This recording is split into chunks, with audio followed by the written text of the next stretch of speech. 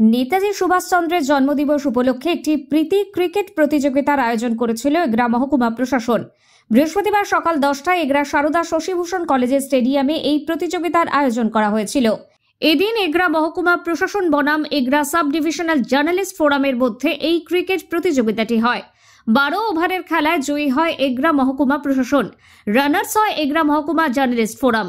Man of the match হন মহকুমা শাসক মঞ্জিত কুমার যাদব নিজেই। তবে সাংবাদিক দলের মধ্যে উৎসাহ উদ্দীপনা ছিল চোখে পড়ার মতো। এবছর প্রথম এই ধরনের প্রীতি ম্যাচ খেলার উদ্যোগ নেওয়ার জন্য জার্নালিস্ট ফোরামের পক্ষ থেকে ধন্যবাদ জ্ঞাপন করেন বিশিষ্ট সাংবাদিক প্রদীপ কুমার মাইতি। তবে রানার্স দলের অধিনায়ক পঙ্কজ দাস রথি জানিয়েছেন, এই ধরনের খেলায় কে হারলো কে জিতলো সেটা বড় বিষয় নয়, কাজের চাপ থেকে বেরিয়ে এসে একে অপরকে আনন্দ দিতে পারাটা বড় বিষয়। আগামী দিনে এই ধরনের আরো খেলার প্রতিযোগিতা হলে প্রশাসন ও সংবাদ মাধ্যমের মধ্যে সম্পর্ক আরো দৃঢ় হবে। একটু সামনে থেকে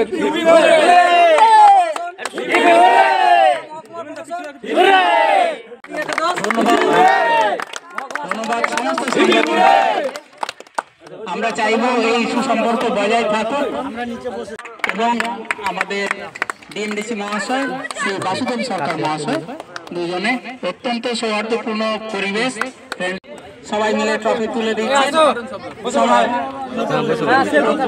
বসে পড়ো, ফাঁকা ফাঁকা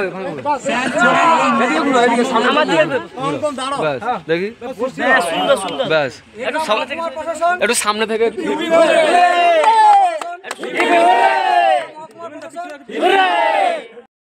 বুদ্ধিমত্তার সঙ্গে বোলিং করছেন, ব্যাটসম্যান বিট হয়ে যাচ্ছে। আবেদন উঠেছিল, আম্পায়ার সেই আবেদন